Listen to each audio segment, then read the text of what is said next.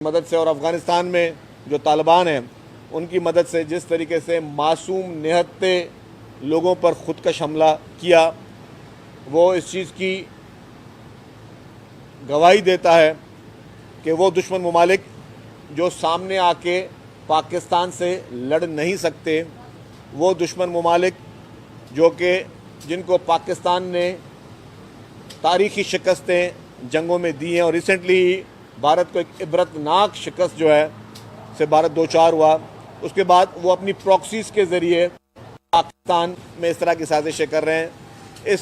जिस तरीके से इमाम बारगाह पे एक बुज़दिलाना और डरपोक तरीके से ये हमला किया गया, छुप के हमला किया गया, इसकी ना सिर्फ मज़म्मत करते हैं लेकिन हम समझते हैं कि इससे ये बात आया हुई कि किस हद तक आपके दुश्मन ममालिक गिर सकते हैं। और उसके बाद ये सिर्फ सिलसिला यहाँ ख़त्म नहीं हुआ, फिर भारत से के फेक अकाउंट से मजहबी तरीके से उसको हवा देने की कोशिश भी की गई।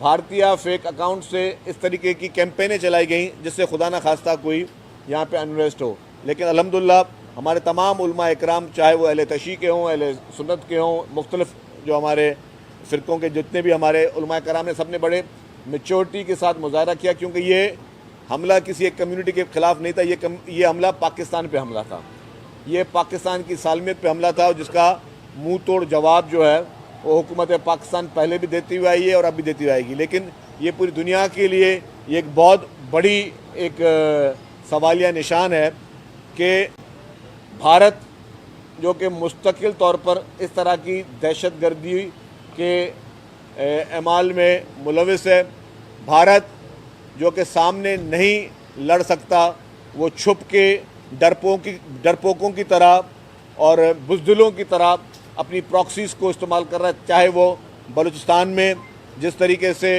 BLA के ज़रिए हमले करने हों, या जिस तरीके से इस्लामाबाद के वाक़यात थे, ये सारी बुज़दिलाना कार्रवाइयाँ भारत की तरफ से इसलिए की जाती हैं कि वो सामने आके उनको पता है कि पाकिस्तान उनको जिस तरह पहले चने चबवाए दोबारा हमको चने चबवाएंगे। हमारी जितनी भी आर्म्ड फोर्सेस हैं और कहीं मिसाल नहीं मिलती जिसमें हम उसके रिकॉर्ड्स तोड़ सकें। अच्छा शकील साहब, 5 दिन बाद जिस अमन की आप कराची की बात कर रहे हैं, तो जमात इस्लामी फिर 14 तारीख को यहाँ असेंबली के बाहर बैठ रही है, तो इसके हवाले से क्या आपकी हिकमत अमली है, ये किस तरह की कोशिशें हैं?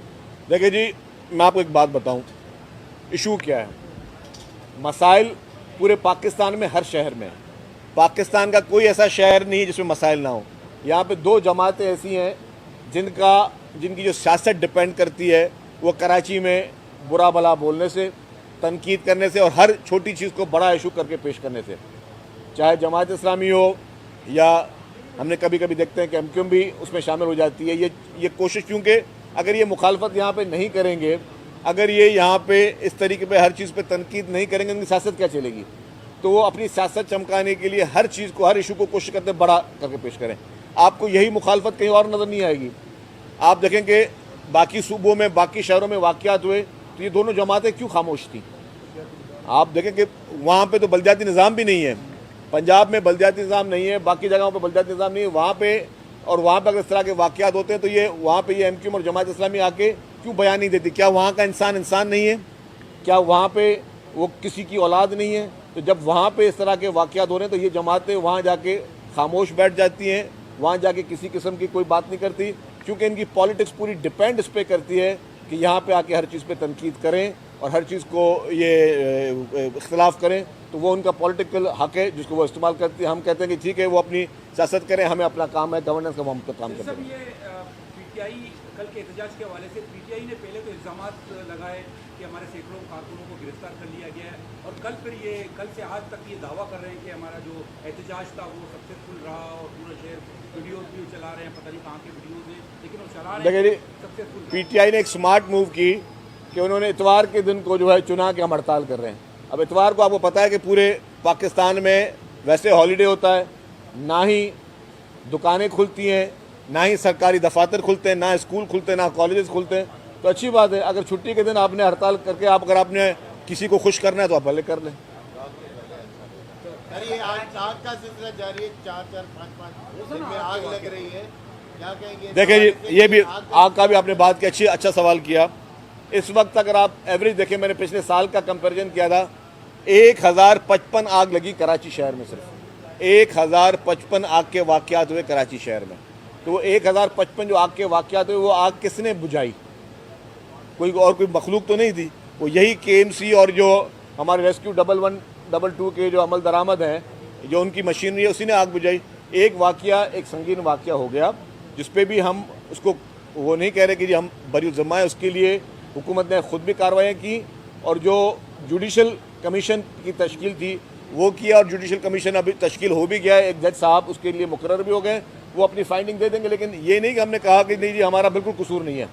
हमारी जो फैक्ट फाइंडिंग रिपोर्ट थी, जो कमेटी थी, जिसको कैबिनेट ने बनाई थी, जिसको चीफ मिनिस्टर साहब हेड करे थे, हम सब थे, हमने माना कि जी यहाँ पे हमसे गलतियाँ कोताहियाँ हुई हैं जो कि हुकूमत के ज़िम्मे में आती थी। तो हम उसको मानते हुए, इतना दिल गुर्दा होना चाहिए कि इंसान माने कि हाँ जी ये मेरी गलती है, ये मेरी कोताही है। तो जहाँ से कोताही हुई है उसको करते हुए उसके असबाब को भी सामने लेकर हमने उसको जुडिशल कमीशन बना के दिया है।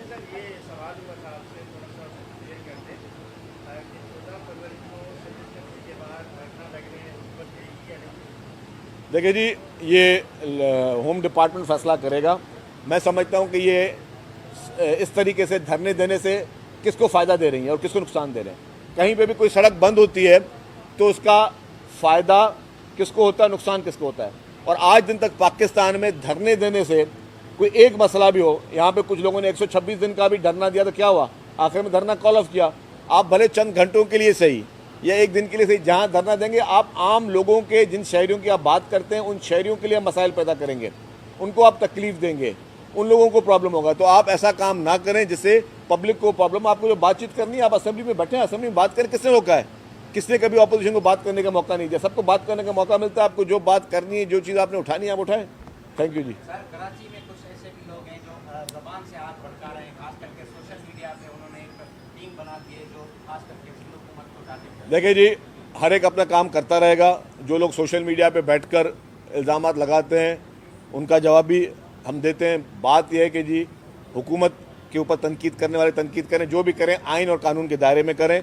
बाकी इस तरीके से सोशल मीडिया पे इस तरह की कैंपेनें या छोटी छोटी बातों पर जो है वो सख्त किस्म की लैंग्वेज वो मुनासिब नहीं है। Thank you.